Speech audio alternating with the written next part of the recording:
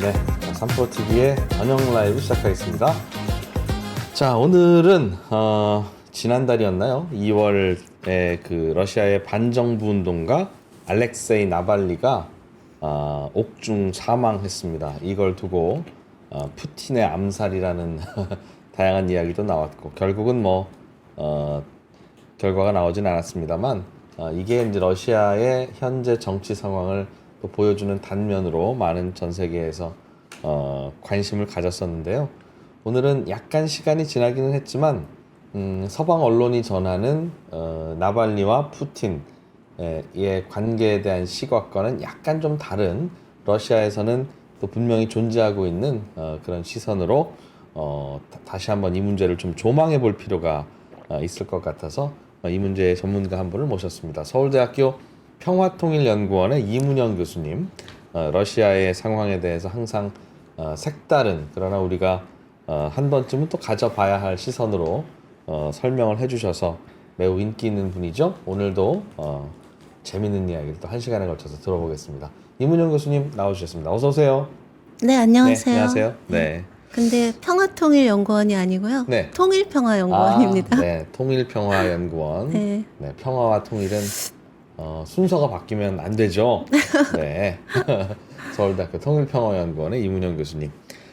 자, 러시아 상황 이것저것 궁금한 게 많습니다. 네. 일단은 나발리 사건에 대해서도 궁금하기도 하고, 네. 최근에 또 그 이외의 정치 동향도 궁금하긴 한데, 일단은 요 나발리와 관련한 사건, 이게 우리에게 왜 중요한지부터 시작해서 이런 간단한 이야기를 좀 먼저 전해주시죠. 네.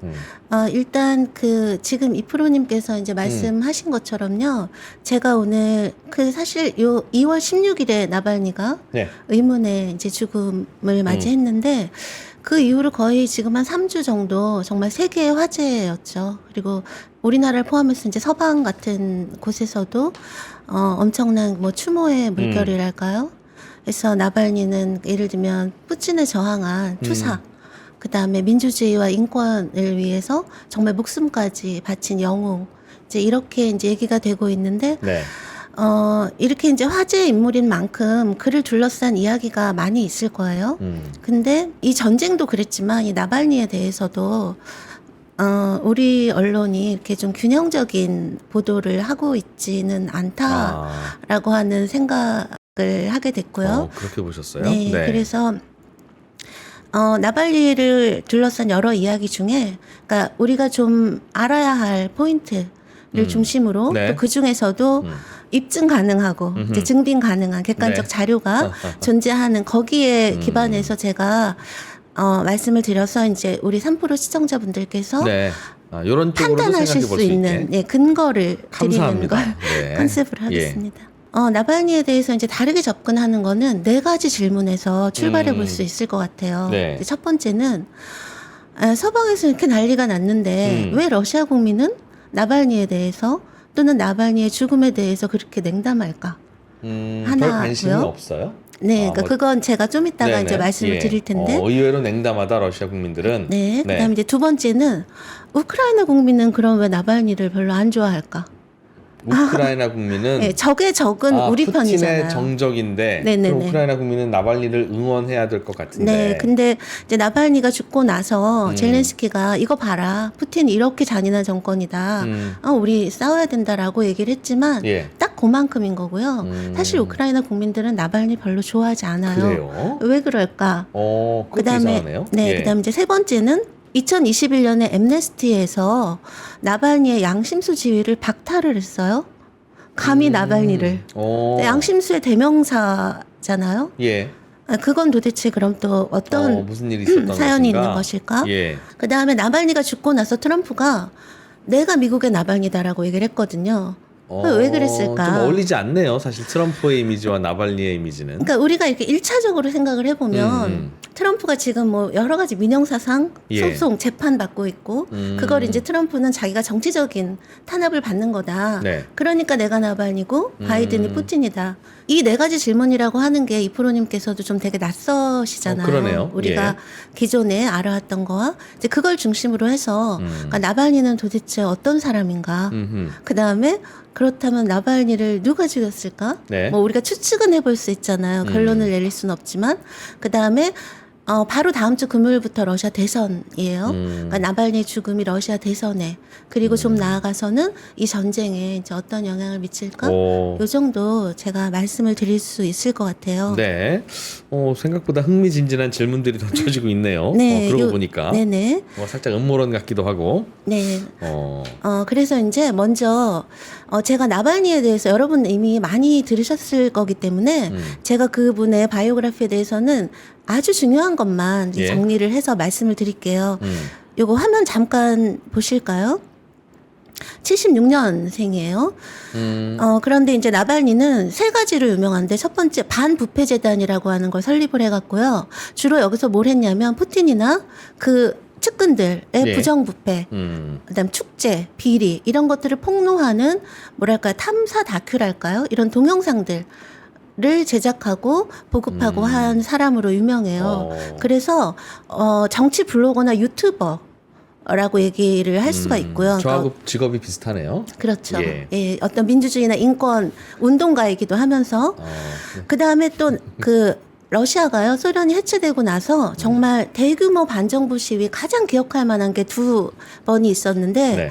2011년에서 12년 사이에 부정선거 규탄 시위가 있었고요. 그다음에 2017년에서 18년 사이에 반부패 시위가 있었는데 요 두 시위를 주도한 사람이 나발니고요.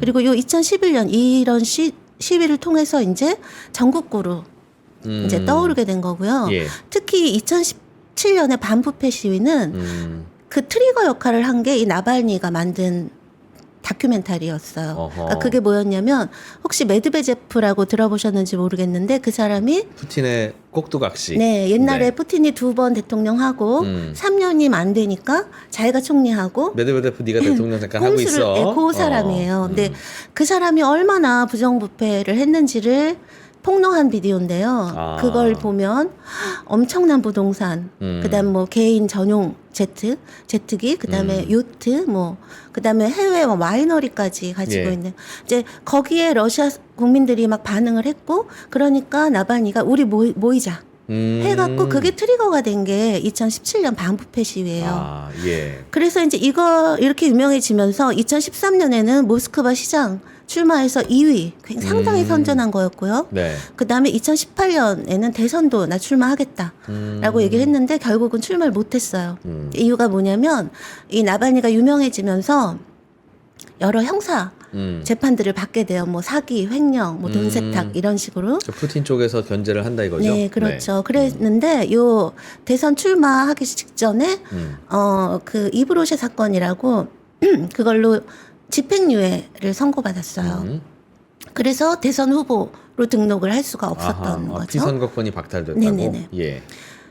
그러고 있다가 이제 2020년 8월에 여러분 잘 아시는 노비촉 그 독살 미수 사건으로 네. 예. 비행기에서 쓰러졌잖아요. 그래갖고 독일로 이제 치료를 하러 갔는데 네. 그리고 5개월 만에 그러니까 몸을 수습하자마자 2021년 1월에 귀국해서 바로 공항에서 체포가 돼요. 그러니까 체포된 그 명목은 집행유예 기간에 보호관찰을 받아야 되는데 외국에 나가서 그거를 안 했다. 그래갖고 바로 체포가 되고 그래서 그 집행유예형이 예. 실형으로 바뀌었다는 바뀐 거죠? 거예요. 예. 그때부터 감옥에 입게 됐고요. 근데 나발니가 좀 대단한 게 17일 날 러시아에 돌아와서 바로 체포됐는데 예. 바로 이틀 후에 그 유명한 푸틴의 그 궁전. 푸틴의 궁전 그게 이제 그 유튜브에서 유명한 릴리즈가 된 거죠. 다큐멘터리였죠. 네네. 그러니까 푸틴이 흑해에 거의 뭐 왕궁이라고 얘기할 만한 리조트 별장을 갖고 있는데 뭐 그게 뭐 거의 1조가 넘는 그런 하여튼 그런 걸 이제 폭로를 한 거고요. 그리고 나서 이제 1년 있다가 사기, 법정 모독 그래갖고 9년형 추가되고 또 1년 있다가 극단주의 활동, 그러니까 반정부 활동이라는 거죠. 19년형. 그래서 거의 30년형 8개월을 그래서 이제 수감 생활을 하다가 네. 이제 시베리아의 그 북극 늑대라는 악명 높은 교도소로 이감이 예. 됐다가 얼마 아하. 안 돼서 이제 16년에 감옥에서 사망을 한 그랬었군요. 거죠. 어휴. 그래서 근데 이제 제가 첫 번째 질문부터 이제 답변 러시아 국민들은, 근데 러시아 국민들은 저런 왜 냉담한가? 네. 그랬을 때 일단 나발니가 어느 정도 러시아에서 그 야권 리더거든요. 정말 예. 그 반푸틴 그 오포지션의 상징이라고 얘기되는데 어느 정도의 영향력인가를 보면 실제로 이제 이게 그 정치인 신뢰도 조사거든요. 네. 그러면 예를 들면 2021년에는요.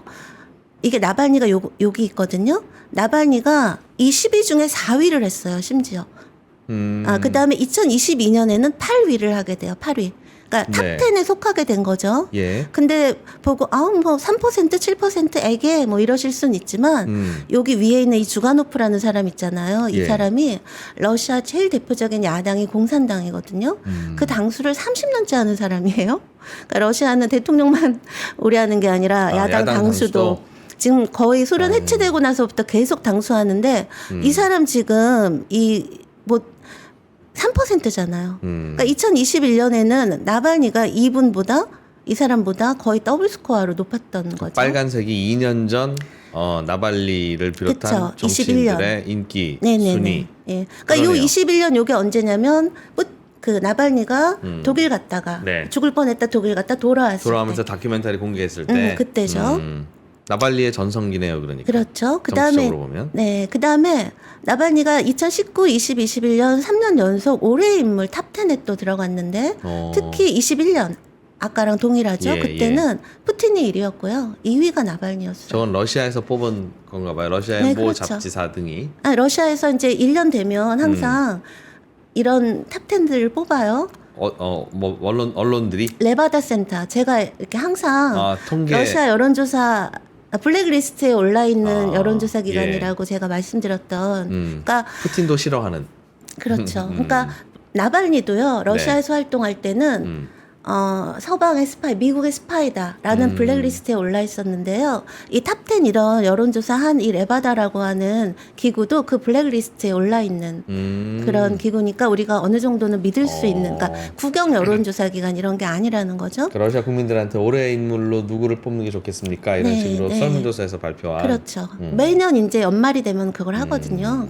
그랬을 때 3년 연속 탑10에 속하는 사람인 거니까 예. 이 사람이 가지고 있는 어떤 그런 뭐랄까요? 야권 리더로서의 지위라고 하는 건 분명한데 인정해야 되겠네요. 네, 근데 예. 문제는 그러니까 이런 그 인기라든가 또는 유명세라고 하는 거, 화제성이라고 하는 것과 그 사람에 대한 지지, 호감도라고 하는 게 항상 같이 가지 않는다라는 게 문제인데요. 네. 그래서 제가 다음 설문조사를 보여드릴게요. 이거는 아마 우리 3프로 시청자님이 세계에서 제일 처음 보시는 걸 텐데 이게 뭐냐면 나발니가 죽고 나서 네. 러시아에서 처음으로 나온 여론조사 나발니 단독 나발니에 대한 또 그의 죽음에 대한 러시아 내부 여론조사 결과인데 네. 바로 일주일 전에 발표됐어요. 어허. 그다음에 아까 말씀드렸듯이 마찬가지로 레바다에서 나온 건데 일단 나발니의 지지도 변화를 쭉 여기 보여주는 거예요. 그래서 여기 보시면 이게 이제 이번에 제일 마지막 2월에 얼마 전에 한 설문인데 예. 보시면 지지율은 11%인 거예요. 아, 그 다음에 지지하지 않는다가 50% 정도 되는 거죠. 그 나발리 별로다가 50%, 그쵸. 49%. 49%, 그 다음에 좋다. 나발리 지지한다. 좋다는 가 10%. 11%. 그 다음에 요 가운데 요 30%는 누구예요, 그게? 나발리 누구예요? 네, 누구예요? 모르겠는데요, 잘. 예. 근데 나발니가요, 아까 말씀드린 기간에는 막 인기를 끌었지만 사실은 2013년도만 해도 누군지 모르는 사람이 60%였어요. 근데 이제 그러다가 여러 가지 아까 말씀드린 활동을 통해서 그 인지도가 이제 그러니까 모르는 사람이 확 줄은 거죠. 그랬는데 2021년에 감옥 갔잖아요. 네. 그리고 나서는 다시 이제 잊혀지기 시작한 거죠. 아. 그래서 지금 현재 스코어로는 그 다음에 나발니가 가장 지지도가 높았을 때가 그 독살될 뻔했을 때 2020년 2020년에. 그때 20% 제일 높았을 때가 근데 이제 평균적으로는 뭐 10% 정도가 지지하는 사람들이고 그러니까 지금 TV에 러시아 내에서도 나발니 추모하고 장례식에 이제 수천 명들의 지지자들이 모였잖아요. 네네. 이제 그런 분들이 말하자면 여기 10%에 속하는 사람들이고 그러나 50%는 전 그 사람 별로예요. 라고 하는 거고 30%는 잘 몰라요. 뭐 들어본 것 같긴 한데 누구죠? 뭐 이렇게 된다라고 하는 것이죠. 오호. 네. 조금은 이상합니다. 보통 뭐 싫어하는 사람이나 좋아하는 사람이나 그 호감도는 달라질 수 있는데 모르다가 알게 될 수는 있으나 어떤 사람에 대해서 아 그런 사람이구나 새로 처음 알았네.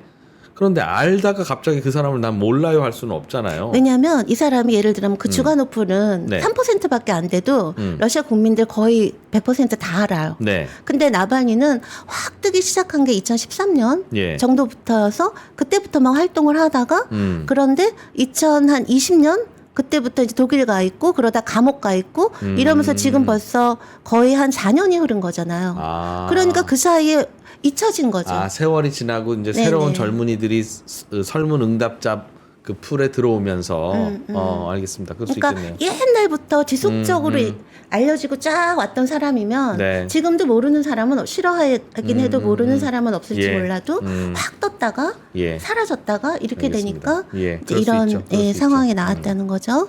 근데 이제 나발니 지지자들은 주로 MZ 세대가 많아요. 젊은 층이 많아요. 젊은 층이? 예. 네. 그래서 이게 이제 세대별 지지율인데 그렇다고 해도 이게 MZ가 여기잖아요. 그러니까 18에서 24세, 25에서 39세라고 해도 그렇게 이게 지금 전체 평균이거든요. 네. 전체 평균 11%, 20대는 12%, 30대는 14%니까 뭐 아주 드라마틱하게 큰 차이가 이제 있는 건 아니라고 말씀드릴 수가 있어요. 네. 그다음에 이제 다른 설문조사가 좀 더 직관적으로 아실 수 있는데요. 아까 예. 나발니가 독일에서 오자마자 바로 감옥 갔다 그랬잖아요. 예. 그 법원의 판단이 페어했냐, 정당했냐, 그랬을 때 59%가 아 페어했습니다라고 대답을 한다라는 거죠. 저건 나발리 나 잘 모르겠어가 아니라 아 이거는요 나발리를 아는 사람 중에서 그렇죠. 한 거죠. 전반적으로 안다고 얘기한 사람 중에서. 안티가 꽤 있네요. 안티 그렇죠. 나발리가 러시아 국민 사이에. 네. 예. 그다음에 그럼 왜 감옥에 갔을까요? 그랬을 때 아예 법을 어겼잖아요. 뭐 범죄를 저지른 거죠.가 61%라는 거예요. 아하. 그러니까 이 사람이 정치적인 반대자기 때문에 탄압받은 거다라든가 법원의 판단이 공정하지 못해요는 20% 정도대예요. 그다음에 이게 이제 그 요번에 따끈따끈하게 나온 이건데 예. 나발니가 죽었다는 뉴스를 듣고 어떤 감정이셨어요? 네. 라고 했을 때 아 너무 안 됐어요. 말도 안 되죠는 17%고요. 네. 뭐 이렇게 특별한 감정은 없어요가 69%예요. 70% 정도 되는 거죠. 그다음에 이제 나발디가 죽고 나서 거리로 예. 그를 추모하게 뛰어나가는 사람들에 대해서는 어떻게 생각하세요? 그러면 긍정적이에요. 19. 그러면 안 되죠. 17. 그러나 압도적 다수는 뭐 그럴 그러거나 수도 말거나. 그럴 수도 있죠. 뭐 이 정도인 거라는 거죠. 그러니까 이게 지금 러시아 국민들의 정서예요. 전반적인 정서. 그러니까 이거는 서방이나 우리나라에서 나발니를 너무 막 감탄하고 존경하고 깊이 애도하고 하는 거와는 너무 다른 거죠. 저게 혹시 무슨 그 뭐 통제된 상황 때문이라든가 러시아 국민들은 그 우크라이나 전쟁할 때도 다 푸틴이 잘한 거고 러시아가 잘한 거고 뭐 이제 우리가 그 이제 서방 세계 미디어에만 접하면서 그냥 우크라이나 도와야 되고 러시아는 그냥 처음부터 끝까지 잘못했어라고만 생각해 왔던 것처럼 근데 러시아 국민들도 그렇게 된 약간 세뇌의 결과이지는 그 않아요. 이유를 제가 지금부터 설명을 네네. 드릴 테니까 예. 그걸 듣고 판단하시면 될 알겠습니다. 것 같아요. 예, 예. 나발니가 네. 어떤 사람인지에 대해서. 그래서 아까 말씀드린 엠네스티부터 출발을 해볼게요. 2021년에 나발니가 들어오자마자 감옥을 갔어요. 예. 그러니까 바로 한 달 만에 엠네스티가 나발니에게 양심수지를 부여했어요. 그랬는데 그리고 한 달 만에 그거를 취소를 했어요. 엠네스티가 엠네스티가 예. 나발니에게 양심수 지위를 그러니까 박탈한 거죠, 다시. 무슨 이유가 있었어요? 네, 그래서 요거 한번 보시면 이게 바로 그것과 관련돼서 엠네스티에서 성명서를 발표한 거거든요. 예. 그래서 이거를 제가 이제 설명을 드릴게요. 뭐냐면 나발니가 과거에 예. 한 발언이 문제가 된 거예요. 그 발언이 차별이나 폭력이나 어떤 적대를 불러일으킬 수 있는 혐오, 증오 발언을 했다라고 하는 거예요. 그런 얘기를 듣고 우리가 철저하게 조사를 해봤다. 예. 그랬더니 우리가 양심수 지위 부여한 게 실수라는 결론을 내렸다. 그러면서 예. 더구나 제일 중요한 건 나발니가 옛날에 했던 그 발언을 한 번도 취소하거나 반성하거나 사과한 적이 없다라는 거예요. 예. 그렇기 때문에 우리는 이 사람에게 양심수 지위를 줄 수가 없다. 하는 결론을 내린 거예요. 예. 근데 이러고 나니까 서방에서 난리가 난 거죠. 당연히 그렇겠죠. 왜 나발리를 네, 양심 어떻게 그러면서 서방에서는 이제 엠네스티에 어떻게 항의를 했냐면 사실은 나발니가 굉장히 유명해지면서 러시아 정부 푸틴 쪽이나 예. 아니면 푸틴 지지자들이 그 나발니를 디스크레디트하는 그러니까 그의 명성을 막 깎아먹는 그런 네. 프로파간다들을 굉장히 열심히 했을 네. 거 아니에요. 제일 대표적인 게 이 사람 그 미국의 앞잡이다 뭐 이런 것들이었어요. 그러니까 이 엠네스티가 양심수 지위를 철회를 하니까 서방에서 들고 일어났고 푸틴의 프로파간다에 엠네스티가 굴복을 했다. 막 이렇게 들고 일어난 거예요. 그러니까 딱 3개월 있다가 예. 엠네스티가 다시 번복을 해요. 다시 그럼 이게 이제 또 그 성명서거든요. 번복한 이유는 뭐냐면 우리 다시 나발니에게 양심수 지위를 다시 부여하기로 했다. 그러면서 이 일이 있고 나서 우리가 양심수라는 개념에 대해서 근본적으로 다시 접근해 보기로 했다. 예. 라고 얘기를 하면서 뭐라고 얘기를 하냐면 옛날에 한 말 갖고 양심수 지위를 안 줄 수는 없다. 저도 그 좀 이상한 것 같긴 해요. 그쵸. 네. 그리고 예. 사람은 변하는 거고 반성할 수도 있는 거고 그럴 수도 있고요. 한데 네, 예. 그렇다고 그럴 수는 없다. 그러면서 심지어 이제 그 당시에 나발리 석방운동 막 네. 이런 것들이 굉장히 전 세계적으로 벌어졌는데 거기에 우리가 이런 잘못된 실수로 그러니까 양심수 지위를 박탈한 걸로 우리 잘못이었던 것 같다. 데미지를 입혀서 너무 미안하다라고까지 얘기를 하면서도 근데 이렇게 얘기를 하긴 해요. 나발니의 예전 발언에 대해서 우리는 우려스럽고 우리가 이렇게 다시 양심수 지위를 부여하는 게 그 발언들을 우리가 조금이라도 인정한다는 건 아니다. 그때 나발리의 발언은 잘못된 그건 발언이긴 하나 맞는데, 예전에 말 실수했다는 것만으로 양심수 지위를 박탈하는 건 우리가 과했다. 네. 이렇게 이제 또 번복이 된 거예요. 근데 이게 또 끝이 아니에요. 그래서 이제 제가 또 이거 보여드릴게요. 이게 예. 가디언에 그러니까 이게 뭐냐면 이분이 누구냐면 아이샤 융이라고 하는 분인데 이분이 딱 보기에도 백인은 아니죠. 네. 근데 이분이 엠네스티 런던 지부에 17년 동안 근무해왔던 직원이에요. 근데 이제 이분이 나발니 양심수 지위를 박탈했다 다시 부여하는 그 과정을 보면서 네. 내부에서 항의를 한 거예요. 엠네스티 창피한 직원인데. 줄 알아라. 이게 그쵸. 뭐냐. 그러니까 이분이 또 무슬림이에요. 근데 이제 나발니가 그 혐오 발언했다라는 것 중에 하나가 예. 인종주의, 그러니까 인종차별적인 발언, 무슬림 혐오 이런 게 있거든요. 제가 나발리의 옛날 발언 보여드리겠지만, 중에. 예. 그러니까 어떻게 그런 사람에게 양심수 지위를 부여할 수 있느냐. 그 다음에 이제 이분이 또 하나 문제 제기를 한 게 뭐냐면 옛날 발언은 괜찮다고? 라고 얘기를 하면서 우간다에 어떤 정치범이 있는데 예. 그 사람도 옛날에 그 LGBT 성소수자들 차별 발언을 했었어서 양심수 네. 지위를 엠네스티가 박탈을 했는데 그럼 그 사람도 복원해 줘야 되잖아요. 그렇죠. 그 다음에 심지어 그 사람은 취소도 했어요. 내 그 그 발언 잘못했다. 잘못한 것 같다. 근데도 그 사람은 양심수 지위를 복원 안 해줬거든요. 어허. 그러니까 이 아이샤 융은 이거는 엠네스티의 백인 중심주의에 대한, 그러니까 나발리에 대한 엠네스티의 이런 그 혼란은 그러니까 최종적 결정은 엠네스티의 백인주의를 보여주는 것이다라고 이제 얘기를 했는데 이 사람이 그리고 나서 해고된 거예요, 엠네스티에서. 네. 그래서 이 가디언의 이 기사가 뭐냐면 그래서 이분이 결국 유럽 고용재판소에다가 부당해고로 엠네스티를 소송을 건 거예요. 그래서 자기가 내부 고발자, 그러니까 자기를 해고한 거는 예. 내부 고발자에 대한 보복이고, 보복이다. 그다음에 무슬림 차별이고, 네. 백인 우월주의라는 식으로 해서 아직도 재판이 진행 중이에요. 중이라는. 네. 예, 그럼 이제 이쯤에서 저희는 의문이 들죠. 허허. 도대체 나발니가 무슨 무슨 발언을 발언을 했길래 했길래? 이렇게 지금 감히 나발니한테 음흠. 이렇게 문제가 되는지를 이제 제가 예. 짚어드릴 텐데 음흠. 이게 이제 나발니가 2007년에 찍은 비디오예요. 유튜브 동영상이에요. 할 때? 예. 네. 근데 제가 이게 워낙 짧아서 보여드릴 수는 있는데 링크는 걸어왔지만 이게 보시다 보면 이게 약간 굉장히 혐오스러운 장면이 있을 수가 있어서 네. 여러분들 이거 유튜브에서 금방 찾으실 수 있으니까 제가 설명만 드릴게요. 예. 여기 뭐라고 써 있는 거냐면 알렉시 나발니 공인된 민족주의자. 라고 써 있어요. 네. 그리고 여기 총하고 슬리퍼하고 파리채가 있죠. 네. 그래서 나발니가 이 비디오 내용이 뭐냐면 여러분 집안에 바퀴벌레가 들어오면 어떡하죠? 슬리퍼로 내리치면 돼요. 예. 파리가 들어오면 어떡해요? 파리채로 죽이면 돼요. 근데 그 파리가 너무 커요. 그러면 어떡해요? 그러면서 여기 지금 이 화면이 이게 체첸이에요. 무슬림이고요. 그러면서 이 안으로 그 무슬림 복장을 한 것 같은 사람이 이 나발리를 공격을 하는 거예요. 그러니까 엄청 큰 파리가 공격하면 어떡할래요? 그러면서 총을 쏘는 거예요. 그래서 지금 이 그 무슬림 사람이 총 맞고 쓰러져 있는 거예요. 아하. 그리고 나서 이제 딱 나오는 구호가 뭐냐면 총기 사용을 허용해야 된다.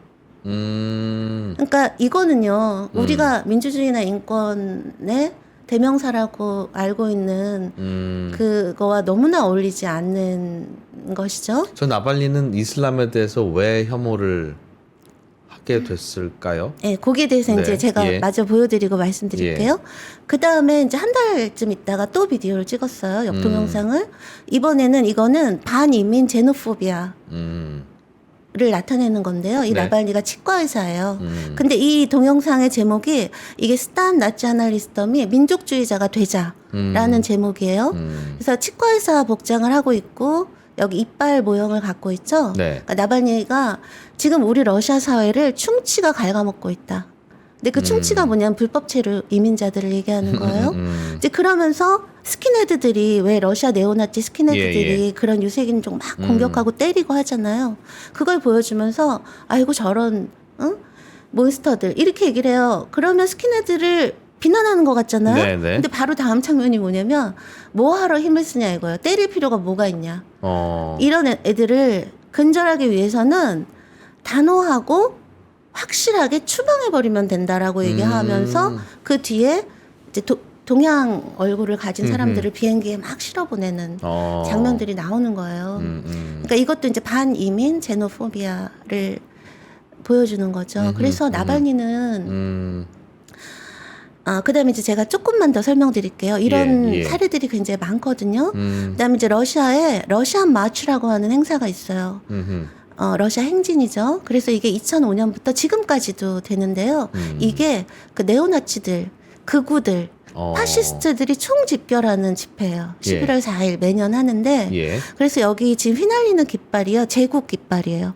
제정 러시아 때 러시아 제국 깃발이거든요. 네. 그다음에 여기 써 있는 이 내용도 러시아인이 되자 전사가 되자 막 이런 내용들이고 근데 나발리가 여기에 2008년부터 계속 참여를 한 거예요. 네.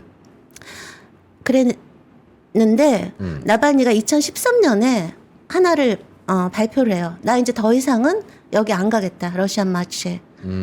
이게 이제 그 블로그 내용인데 이걸 제가 영어로 이제 옮겼거든요. 예.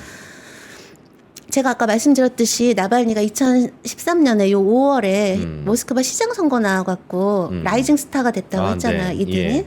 그러니까 나발니가 이렇게 얘기하는 거예요. 블로그에. 나 올해부터는 나 러시안 마치 못 나가겠다. 내가 좀 상황이 달라졌다. 모스크바 선거에서 내가 좀 정치적으로 이제 균형을 좀 잡아야 될 필요가 있다. 그다음에 사회 어른이 된 것 같은데 이런 의미인가 봐요. 그다음에 푸틴이 나를 공격하는데 내가 러시안 마치에 참여하면 러시안 마치도 오명을 쓸 거 아니냐. 그래서 내가 이제 더 이상 러시안 마치 참여 안 할 거지만 그러나 이렇게 얘기해요. 하지만 그 러시안 마치의 사상이나 행사 그 자체에 대해서 나는 아직도 지지하고 그러니까 러시안 마치가 극우 집회란 말이에요. 그러니까 내가 여러 가지 정치적인 내 스테이터스가 변화했기 때문에 더 이상 나가지는 않겠지만 난 여전히 그 극우 집회를 그 주장에 공감을 한다. 공감하고 지지하고 그다음에 만약에 갈까 말까 하는 사람이 있다면 내 얘기해 주마. 가라. 가라. 이렇게 얘기를 한 거예요. 그래서 사실은 나발니의 이런 면모들이 나발니 리버럴이잖아요. 네. 진보잖아요. 그 내에서도 굉장히 많은 그런 그 논란들을 초래했고요. 러시아의 옛 영광을 다시 찾고 러시아인 말고 다른 나라 국민들은 별로 안 좋고 뭐 그런 류의 주장을 했다는 거군요. 그러니까 적어도 민주주의나 그러니까 푸틴의 독재를 비판하고 민주주의와 인권을 얘기하는 사람이 네. 이런 약간 뭐랄까요 그 반이민 그다음에 인종주의적이고 네. 막 무슬림 혐오 이런 걸 하는 건 너무나 어울리지 않는 거죠. 예. 그래서 이제 실제로 나발니가 이런 블로그를 올리고 나서 아쿠닌이라고 하는 사람이 있는데 이분이 누구냐면 러시아의 국민 작가예요. 예. 그다음 리버럴이에요. 이 사람이 이 블로그를 보자마자 바로 다음 날 여기에 대한 포스팅을 한 거예요. 뭐라고 했냐면 내가 시장 모스크바 시장 선거에서 나발니를 내가 열렬히 지지했던 사람인데 한 가지 너무 찝찝한 게 있었다.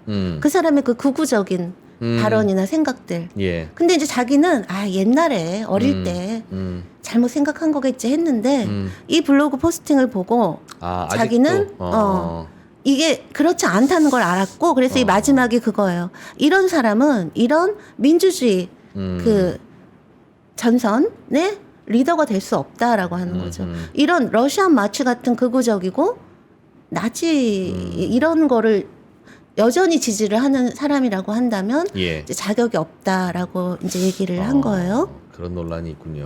네. 예. 그러니까 나발니가 이제 근데 이제 만약에 정말 그 엠네스티 얘기처럼 옛날에 한 발언인데 라고 얘기를 했고 그다음에 나발니가 변했고 했다면 그걸 갖고 굳이 지금 얘기를 할 필요는 없죠. 네. 근데 문제는 나발니가 어느 순간부터 특히 이제 그 모스크바 시장 선거 이렇게 돼서 대중적인 지명도를 얻은 다음부터는 예전같이 막 그 무슬림들을 막 바퀴벌레라고 얘기를 하고 막 이런 발언들을 직접적으로 과격한 발언들을 하는 거는 상당히 자제를 했지만 그걸 관통하는 어떤 그런 정치관이랄까 그런 것들은 여전히 유지가 되고 네. 그다음에 무엇보다 한 번도 반성을 한 적이 없다라는 거거든요. 그래서 그 부분에 대해서 제가 이제 말씀을 드릴 거고 그게 이번 크림 그리고 우크라이나 네. 전쟁하고도 관련이 돼요.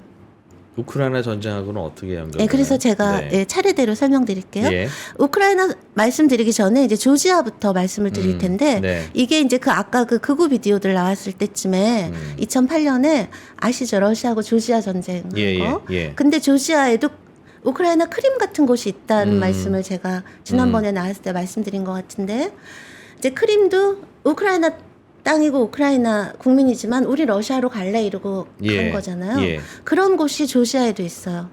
조지아의 남오세티아 공화국이랑 아파지아 공화국은 예. 조지아 영토인데도 친러군요. 우리 러시아로 가겠다. 합병 됐으면 좋겠다. 예. 그래서 분리 독립을 선언을 했거든요. 그래서 2008년에 조지아가 그 남오세티아 공화국을 공격을 했어요. 그리고 나서 이제 러시아 거기 주민 보호 뭐 예. 이러면서 개입을 해서 전쟁이 일어났거든요. 예. 그때 나발니가 이 전쟁에 대해서 이 포스팅을 한 내용이에요. 근데 이제 한번 보시면 예. 권위라고 하는 것은 전적으로 힘에서 나온다. 그러니까 자기가 무슨 마오쩌둥도 아니고 마오쩌둥이 그랬잖아요. 권력은 총구에서 나온다. 이렇게 얘기를 했단 말이에요. 근데 나발니가 이렇게 얘기한 거예요. 권력은 오로지 힘에 달려 있는 것이고 지금이야말로 그 힘을 쓸 때다. 라고 하면서 이제 러시아가 조지아를 공격을 했잖아요. 거기에 대해서 러시아는 다음과 같은 걸 반드시 해야 된다. 이건 최소한이다. 예. 그러면서 그 분리공화국 있죠. 그러니까 조지아의 크림 같은 곳. 예. 거기다가 전폭적인 지원을 해라. 지역. 그죠? 그러니까 크림에 해당하는 거죠. 예, 예. 전폭적인 지원을 해라. 그다음에 그 남오세티아 전쟁이 이뤄지고 있는 조지아 영토에 비행 금지 구역을 설정을 해서 조지아 날아다니는 비행기는 다 쏴버려라. 다 격추시켜라. 그다음에 조지아를 완전히 봉쇄를 하고 러시아에 있는 조지아 시민들은 다 추방해라. 라고 얘기를 하면서 마지막에는 그 조지아인들을 설치류라고 얘기를 해요. 그러니까 설치류라는 건 쥐새끼들이란 얘기잖아요. 그러니까 그게 왜 그러냐면 러시아어로 조지아가 그루지아인데요. 러시아로 설치류가 그르이주나예요. 비슷하잖아요. 그러니까 이 쥐새끼 같은 조지아 말하자면 놈들 뭐 이렇게 얘기를 한 거죠. 네. 이건 리버럴이 할 수 있는 발언이 아니에요. 그죠? 그랬는데 이제 이거에 대해서도 이제 계속 나발니가 비판을 받았고 그래서 이제 2013년에 어떤 사람이 물어본 거예요. 당신 답을 해라. 당신 진짜 조지아 사람들에게 쥐새끼들이라 했냐? 그러니까 거기에 대해서 나발니가 페이스북에 2013년에 그렇게 얘기했고 나 그거 후회한다. 여기까지는 좋아요. 근데 예. 그 밑에 뭐라고 얘기하냐면 하지만 그 표현 말고 그때 얘기한 나머지 모든 것에 대해서는 난 아직도 그렇게 생각한다. 라고 얘기를 한 거예요. 그 다음에 이제 나오는 게 또 2011년에 이게 Stop Feeding the 그 코카서스라고 하는 이 집회가 뭐냐면요. 혹시 카프카즈 산맥 들어보셨죠? 카프카즈 산맥이 이렇게 있으면 예. 그 아래로 조지아, 아르메니아, 아제르바이잔 이런 나라들이 있고요. 있고. 그 예. 나라들은 옛날에는 러시아, 소련에 속했지만 지금은 다 독립했죠. 네. 근데 이 카프카즈 산맥 북쪽으로는요. 거기 체첸, 다게스탄 이런 옛날에 분리주의 전쟁했던 그 네. 나라들이 다 거기 있는데 그 카프카즈 그 공화국들은 러시아 영토예요 지금. 근데 이 시위가 뭐냐면 그 북카프카즈의 러시아 땅인 거기 체첸, 다게스탄 같은 데다가 러시아 연방 예산 주지 말라는 시위예요. 그것도 같은 맥락이군요. 왜냐면 거기 예. 무슬림들만, 그러니까 사실은 이 나발니는 되게 이런 무슬림을 좀 약간 비하하고 무시하고, 그러니까 이 러시아 문명된 러시아인의 문화와 같은 러시아여도 너무 미개하다라고 하는 그런 생각이 정말 실제로 있었고, 그리고 실제 이게 좀 그 러시아에서 크게 있었던 시위인데 이 시위의 조직자는 아까 제가 말씀드린 러시안 마치의 조직자와 겹쳐요. 그러니까 극우나 네오나치 집회와 겹치는 성격인데 여기서도 또 나가서 발언을 했고요. 뿐만이 아니라 이후로는 직접적인 언급은 삼가했다 해도 이 모든 연장선상에 있는 정책들이 2014년 13년 시장 선거에 나왔을 때 공약에 예. 그다음에 2018년 대선 준비하면서 팜플렛들 찍잖아요. 예. 거기에 유지가 되고 있는 거예요. 그러니까 예를 들면 시장 선거에서의 중요한 게 뭐였냐면 중앙아시아 국가들 하고 예. 옛날에 소련이었잖아요. 근데 사실 그게 잘 못 살잖아요. 그 다음에 아까 말씀드린 조지아, 아르메니아, 아제르바이잔도 옛날에 네. 소련이었잖아요. 그런 인연이기 때문에 러시아에서는 이 나라들은 그냥 외국이 아니고 근외라고 해요. 니어 어브로드. 외국이지만 또 외국은 아닌. 그래서 비자 이런 것도 굉장히 쉽고요. 그다음에 이렇게 노동자 우리나라 이렇게 동남아에서 오시듯이 예. 그렇게 하는 것도 되게 쉬워요. 근데 나발니가 시장 선거에 나가서 주요한 공약 중에 하나가 비자 제도 다른 외국처럼 똑같이 엄격하게 하고 중앙아시아 그 국가들에서 오는 이민자들 숫자 제한하고 규제라. 스트릭트하게 규제 컨트롤 해야 된다는 거였고 여기 제가 이거 안 보여주시고 계시나요? 이거 지금 2018년에 이거는 나발니 선거 그 프로그램에 나온 거 제가 러시아어를 그대로 영어로 옮기기만 한 건데요. 앞에는 그거죠. 중앙아시아나 그 트랜스코카서스 사람들은 엄격하게 해라. 반면 잘 사는 나라에서 오는 시민들은 정말 그 법적 절차를 최대한 간소화해서 예. 많이 받아라. 그러니까 이 나발니가 얘기한 잘 사는 나라라는 건 유럽 얘기하는 거예요. 독일이나 프랑스나 뭐 이런 나라들. 그러니까 이거는요 너무 우리가 알고 있는 나발니와 다른데 이런 것들이 지금 2018년 네, 그 발언이다. 이후로도 이제 계속 유지가 되고 있는 것이죠. 그래서 제가 근데 나발니는 자기의 이런 견해들을 반성하거나 처리한 적이 없다고 얘기를 했잖아요. 네. 이제 그게 예를 들면 그 2017년에 나발니가 이제 대선 후보로 막 뜨면서 네. 막 서방에서도 굉장히 유명해지고 푸틴의 어떤 대안으로서 대선 주자로서 너무너무 많은 인터뷰들을 했어요. 그중에 이제 가디안에서 인터뷰를 하면서 진행자가 나발니한테 물어본 거예요. 옛날 그 비디오들 네. 그런 발언들 하면서 사과할 생각 없냐. 그랬더니 여기 지금 제가 써놨죠. 예. 사과할 마음 없다는 거예요. 그러니까 진행자가 아니 아무리 그래도 그렇지 이민자들을 바퀴벌레라고 하는 건 좀 심하지 않냐. 그랬더니 그거는 예술적인 파격이었다. 여기 아티스틱 라이센스라고 써 있죠.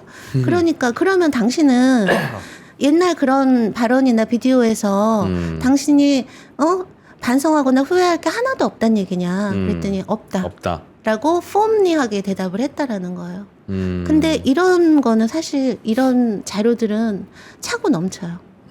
이제 이런 상태고. 그러니까 뭐 사실상 소신이란 뜻이네요. 그렇죠.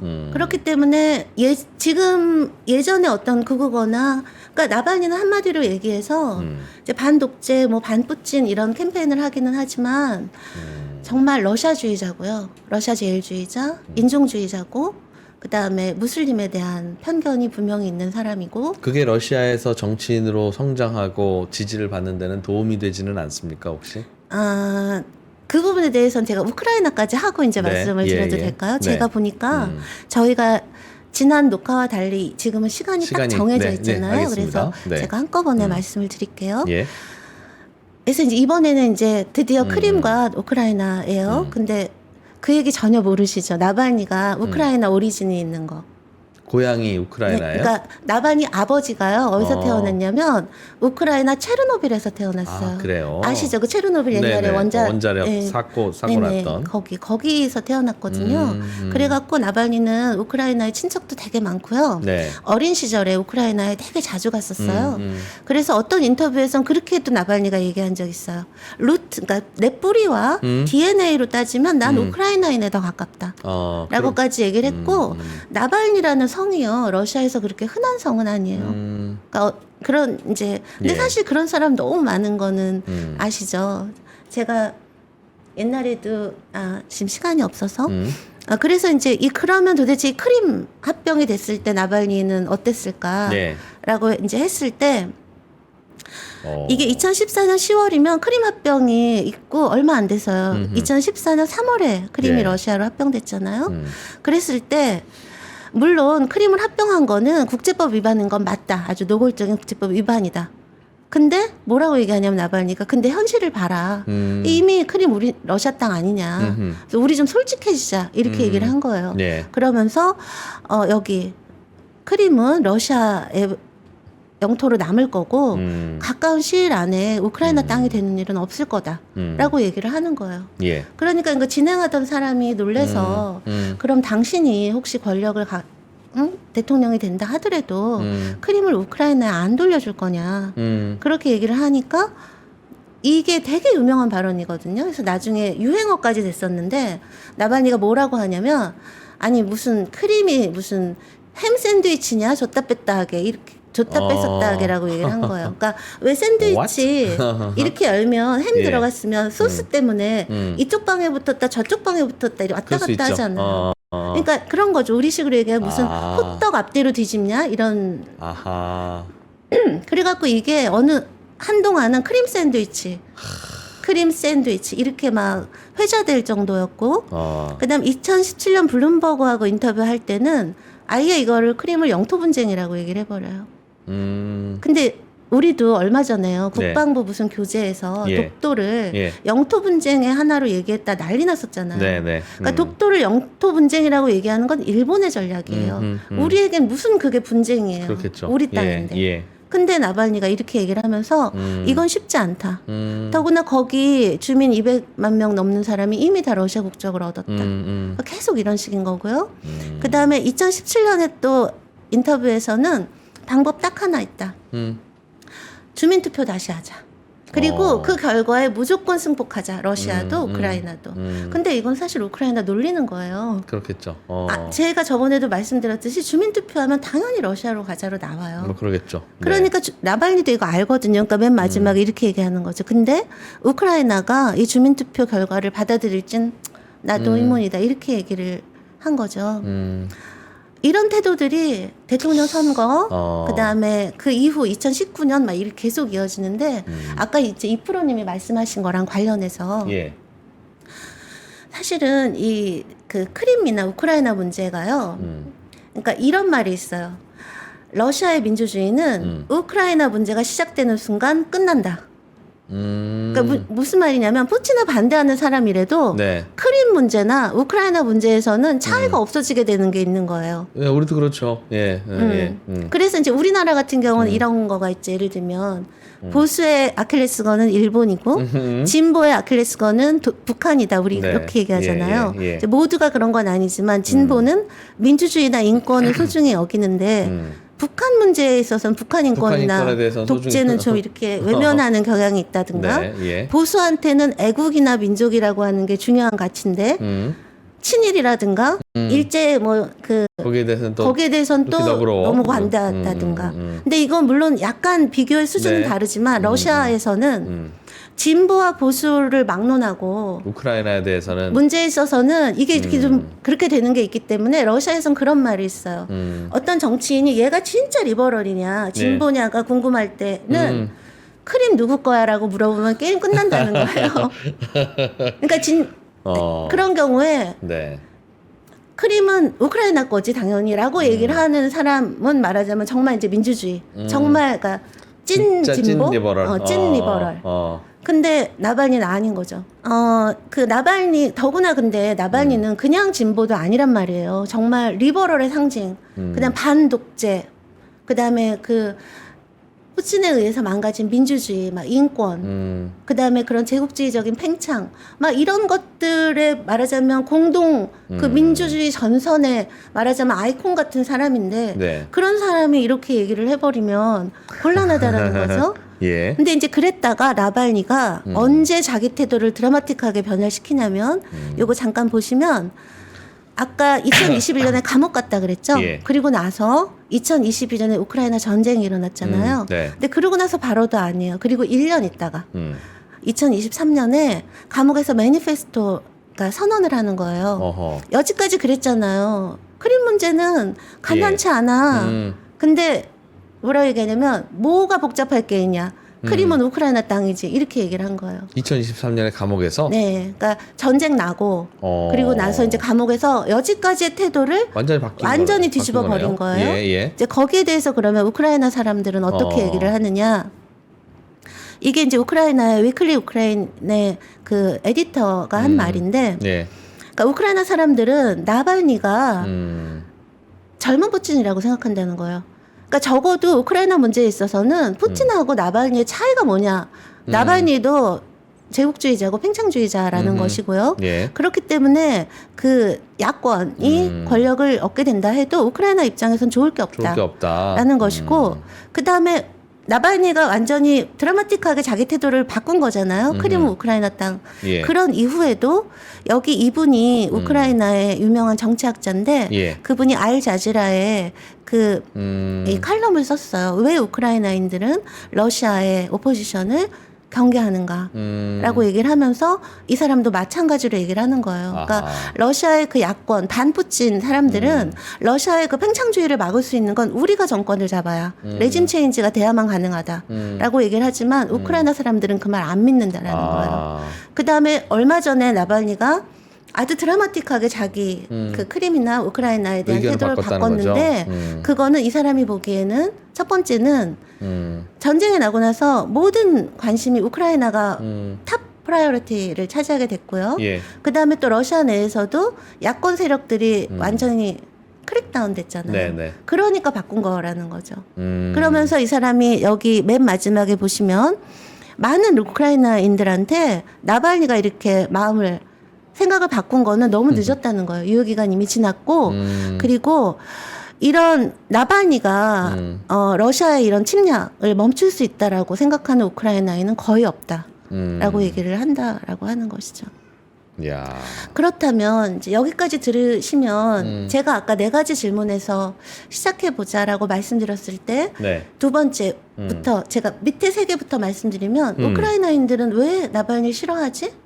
설명이 됐네요. 해결되셨죠? 네, 그러네요. 네, 그다음에 엠네스티 왜 그랬지? 설명되시죠?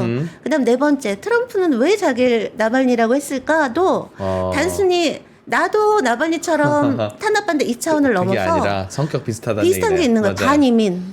그다음에 그 트럼프도 아메리카 퍼스트잖아요. 트럼프도 미국 우선주의인데 나발니도 러시아 우선주의, 러시아 우선주의자고 네. 반이민이고 그런 면에서 그다음에 인종주의, 그다음에 무슬림 차별 네. 너무 비슷한 게 많아서 설명이 되네요. 사실은 트럼프 집권되고 나서 저번에 집권했을 때 러시아의 나발니 반대자들은 나발니를 러시아 트럼프라고 아하. 얘기를 한 적도 있어요. 그러니까 제가 트럼프가 그걸 다 알고 그렇게 얘기했는지 모르겠지만 이제 그렇고 그러면 이제 우리에게 마지막 남은 질문은 첫 번째잖아요. 예, 러시아 예. 국민은 네. 왜 이렇게 나발니에 냉담한가? 그 얘기를 아까 이제 이프로님이 말씀하신 예. 거랑 제가 연결지어서 예. 말씀을 드릴 텐데 이제 이 나발니가 죽고 나서 이제 어떤 분들은 그렇게 해석을 하시더라고요. 러시아인 서방과 너무 다른 나발니 러시아 사람인데 네. 왜 이렇게 냉담한가에 대해서 어떤 분들은 너무 푸틴이 세뇌를 해서 억압해서 언론 통제를 해서 또는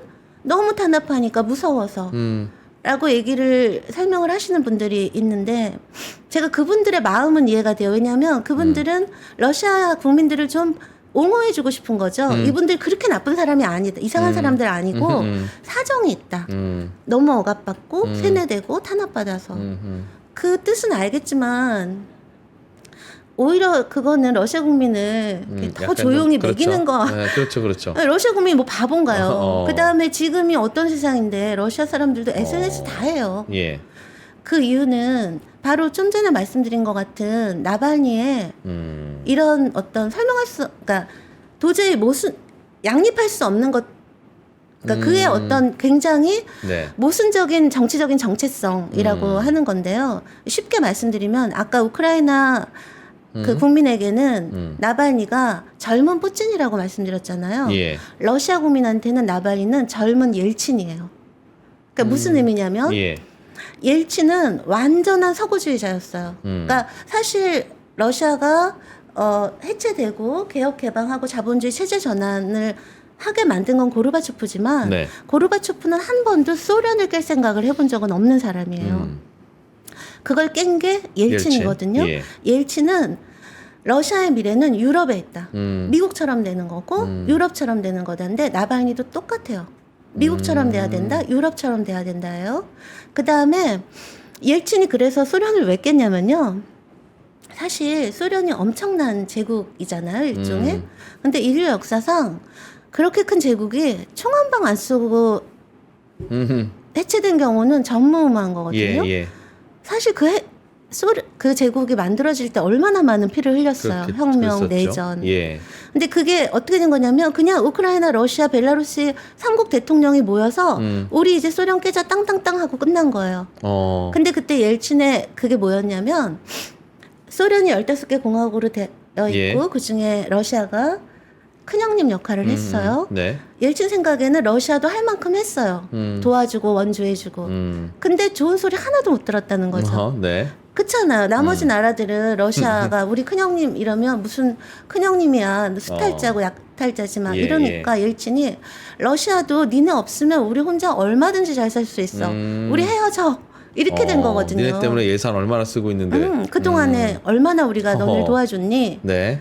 근데 나발니가 아까 제가 말씀드렸죠. 중앙아시아 5개국이나 그루지아나 아제르바이잔이나 아르메니아 이 다 옛날에 소련에 속했던 나라들인데 그 나라들 지금 다 끊자는 거 아니에요. 못 사는 나라들. 네. 그죠? 그러니까 그런 것들. 근데 또 그러면서도 또 한편으로는 크림이나 뭐 조지에 브리즈 그건 우리 막 이런 거고. 야, 그러니까 러시아 국민들은 나발리를 보면 야, 요 발언은 마음에 들고 요 발언은 또 마음에 되게 안 들고. 그러니까 정체를 도대체 얘는 뭐냐? 이렇게 되는 거예요. 그러니까 어떻게 보면 야. 막 무슨 민주주의, 막 반독재, 인권 이러는데 또 하는 얘기를 들어보면 이건 완전히 그 내셔널리스트도 이런 내셔널리스트가 없는 거예요. 근데 이제 러시아 국민들은 지금 나발리가 취하고 있는 그게 옐친을 떠올리는데요. 러시아 국민들은 그래요. 그러니까 아무리 푸틴이 지금 독재를 하고 있더라도 옛날 그 옐친 시기로 돌아가라 그러면 아마 러시아 국민은 70%는 절대 싫다고 할 거예요. 옐친은 너무 개방적이었다는 거군요. 개방적이었기 때문이 아니라 그때만 해도 러시아 국민들이 옐친의 개혁을 다 지지했죠. 네. 근데 그러고 나서 결과가 남는 게 뭐야? 어땠죠? 정말 세계 2등 국가로 추락을 해서 온갖 무시 막 경멸 받았고 더구나 경제적으로 너무 어려웠잖아요. 네. 그래서 그게 러시아 국민에게는 도저히 우리는 가늠할 수 없는 상처예요. 트라우마예요. 그런데 옐친의 냄새가 난다. 그런데 나발리한테서. 근데 만약에 이제 푸틴이 지금 독재를 하고 있잖아요. 예. 그러니까 만약에 그런 트라우마가 있다 하더라도 이런 독재 잘못된 체제를 개혁하려는 그거를 러시아 국민들이 마음을 내기 위해서는 그 개혁을 주장하는 정치인이 필요하잖아요. 예. 그 정치인이 그만한 어떤 진정성과 믿을 수 있는 예. 안정성과 그런 신뢰성을 보여줘야 된다는 거죠. 예. 근데 여기 지금 쭉 보셨잖아요. 나발니가 그런 진정성, 이런 것들을 나발니가 찾기는 좀 어렵죠. 그렇기 때문에 러시아 국민들은 나발니를 어느 정도로 보냐면 폭로자. 그러니까 제가 사실은 러시아 사람들하고 나발니 얘기를 많이 했어요. 그러면 이게 항상 반복되는 표현이 뭐냐면요. 그러니까 나발니가 푸틴이나 뭐 이런 사람들 막 비리 폭로하고 하는 건 뭐 좋다 잘한다 이거예요. 이거지. 근데 항상 그렇게 얘기해요. 근데 나도 나발니 좋진 않아. 좋아하진 않지만 그래도 그런 게 그러니까 나발니의 그런 폭로 작업을 인정해주는 사람조차도 예. 말을 시작할 때는 나도 나발니 좋아하지는 않아. 그렇지만 이렇게 얘기를 그거는 해요. 잘하는 거야 정도. 예, 그러니까 이 나발니의 어떤 그동안 그다음에 러시아 국민들이 이렇게 나발니의 세세한 옛날부터의 발언 막 이런 걸 막 다 추적하고 팔로우하진 않잖아요.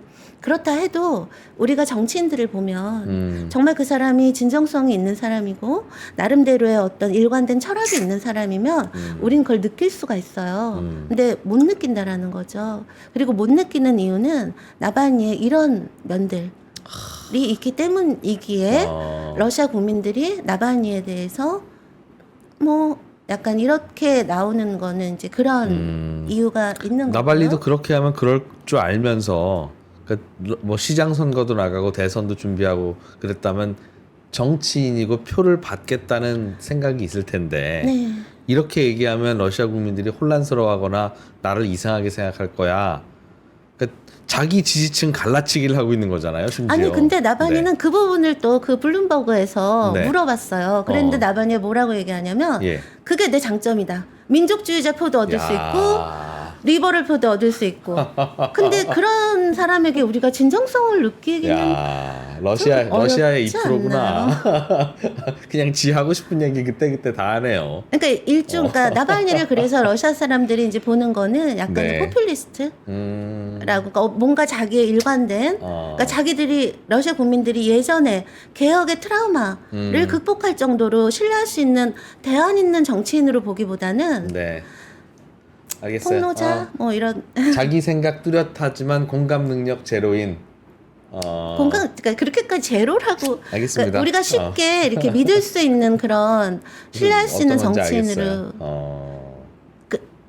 야. 근데 지금 시간이 다 됐죠. 제가 다 되긴 했는데 짧게 뭐 러시아 대선과 우크라이나 전쟁에 그럼 나발리의 죽음이 영향을 줍니까? 그냥 좌충우돌 정치인 뭐 이 그냥 어쩌다 죽었네라는 정도로 러시아 국민들은 받아들이는 느낌일 것 같은데. 네, 지금 그렇게 나왔잖아요. 그렇죠. 그렇기 때문에 러시아 예. 대선엔 아무 영향이 없다. 없을 것이고요.